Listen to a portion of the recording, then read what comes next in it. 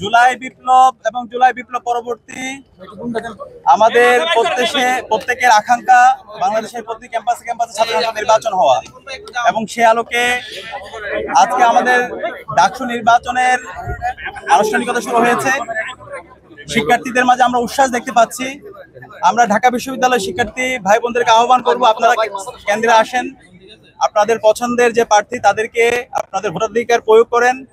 আমরা যারা এখানে প্রার্থী হয়েছে সবাই জুলাইয়ের একজন যোদ্ধা। জুলাই আমরা প্রত্যেকে পরিচয় ভুলে গিয়ে ফেসিবাদের বিরুদ্ধে আন্দোলন করেছি। জুলাই পরবর্তী আমরা যদি শহীদদের আকাঙ্ক্ষার আলোকে বৈষম্যহীন ইনসাফভিত্তিক বাংলাদেশ বিনির্মাণ করতে চাই, তাহলে ঢাকা বিশ্ববিদ্যালয় থেকে শুরু হয়েছে সেই ঢাকা বিশ্ববিদ্যালয়ে আমাদের গণতন্ত্রের চমৎকার একটা নজির স্থাপন করতে হবে। ইতিমধ্যে আমরা ডাকসু নির্বাচন শুরু হওয়ার পর থেকেই আমরা আমাদের সেই নজির দেখিয়েছি। আজকের নির্বাচনও আমরা আশা করব আমরা যারা প্রার্থীরা আছি এবং যত ছাত্র সংগঠন আছে আমরা সবাই দায়িত্বশীল আচরণ করব। একই সাথে বিশ্ববিদ্যালয়ের প্রশাসনকেও আমরা বলেছি এই নির্বাচন খুবই গুরুত্বপূর্ণ। সারা দেশের মানুষরা এই নির্বাচনের দিকে তাকিয়ে আছে। এই নির্বাচনের মাধ্যমে আমরা দেশের কাছে চমৎকার বার্তা দিতে চাই, আমরা আমাদের গণতন্ত্রের একটা স্থায়ী রূপের দিকে, একটা ম্যাচিউর পজিশনের দিকে যেতে চাই। তো সেই জায়গায় আমরা বারবার বলেছি একটি ফ্রি ফেয়ার ক্রেডিবল ইলেকশন আয়োজন করার জন্য ওনারা যেন দায়িত্বশীল আচরণ করে। তো আমরা এখন পর্যন্ত অবজার্ভ করছি, পর্যবেক্ষণ করছি।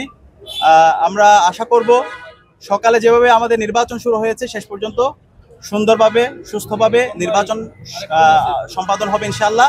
এবং সেই জায়গায় আমরা ঐক্যবদ্ধ শিক্ষার্থী জোটের যারা প্রার্থীরা আছি, আমরা ক্যাম্পেইন শুরু করার পর থেকে শিক্ষার্থীদের স্বতঃস্ফূর্ত উৎসাহ দেখতে পেয়েছি, তাদের রেসপন্স দেখতে পেয়েছি, আমরা তাদের কথাগুলো শুনেছি। আমরা আশা রাখছি ঢাকা বিশ্ববিদ্যালয়ের সচেতন শিক্ষার্থীরা ঐক্যবদ্ধ শিক্ষার্থী জোটের যে নেতৃত্ব, সেই নেতৃত্বের উপর তারা আস্থা রাখবে। এবং আমাদের ঐক্যবদ্ধ শিক্ষার্থী জোটের যে কথা, আমাদের মূল কথা হচ্ছে শিক্ষার্থীদের ভয়েসে আমাদের ভয়েস, শিক্ষার্থীদের আকাঙ্ক্ষা আমাদের আকাঙ্ক্ষা। শিক্ষার্থীদের যে স্বপ্নের ক্যাম্পাস, সেই স্বপ্নের ক্যাম্পাস বিনির্মাণে আমাদের উদ্দেশ্য। স্বপ্নের ক্যাম্পাস গড়ার পথযাত্রী আমরা থামবো না। তো আমরা আশা রাখছি ঢাকা বিশ্ববিদ্যালয়ের সচেতন শিক্ষার্থীরা ঐক্যবদ্ধ শিক্ষার্থী জোটের উপর আস্থা রাখবে এবং এর মাধ্যমে আমরা আমাদের স্বপ্নের ঢাকা বিশ্ববিদ্যালয় বিনির্মাণে সবাই আমরা ঐক্যবদ্ধভাবে কাজ করে যাব। সবাইকে অসংখ্য ধন্যবাদ। একটা বিষয় একটু বলবেন, আচরণবিধি নিয়ে কেউ ভঙ্গ করেছে সেটা নিয়ে একটু বলবেন। আমরা আচরণবিধির ব্যাপারে বিশ্ববিদ্যালয় প্রশাসনের সাথে আলাপ করেছি। বিশ্ববিদ্যালয় প্রশাসন বলেছিল এখানে কোনো ধরনের ডেস্ক বসানো যাবে না, এটা আমাদেরকে ক্লিয়ার করেছে। সেখানে আমরা কোনো ডেস্ক ব্যবহার করিনি এবং 100 মিটারের মধ্যে কোনো ধরনের স্লিপ দেওয়া যাবে না।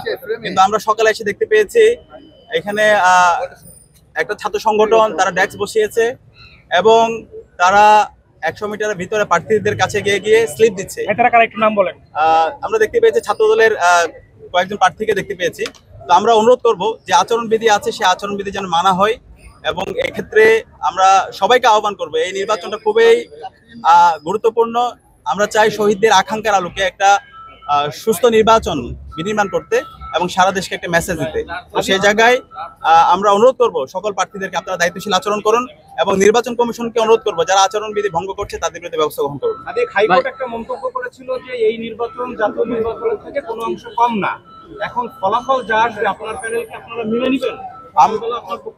আমরা পর্যবেক্ষণ করছি, আমরা আশা রাখছি এখানে আমরা যারা ছাত্র সংগঠন আছে, নির্বাচন কমিশন আছে, আমরা সবাই দায়িত্বশীল আচরণ করব। সকালে যেভাবে নির্বাচন শুরু হয়েছে আমরা আশা করব শেষ পর্যন্ত সবাই দায়িত্বশীল আচরণ করবে এবং আমরা সামগ্রিক বিষয় পর্যবেক্ষণ করছি। আমরা আশা রাখছি সবাই দায়িত্বশীল আচরণ করবে।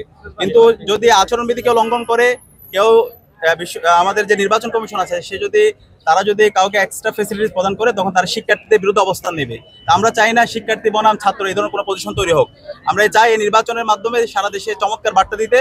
আমাদের যে আজকের গত 16 বছরে আমরা যে ভোটাধিকার দিতে পারি নাই, আমাদের যে গণতন্ত্রের আমাদের কোনো অধিকার ছিল না, সেই জায়গায় আমরা গণতন্ত্রের একটা স্থায়ী রূপের দিকে আমরা একটা ম্যাচিউর পজিশনে যেতে চাই। আমরা আশা করছি ডাকসু নির্বাচনের মাধ্যমে সারা দেশকে সে বার্তা দিতে সক্ষম হবো।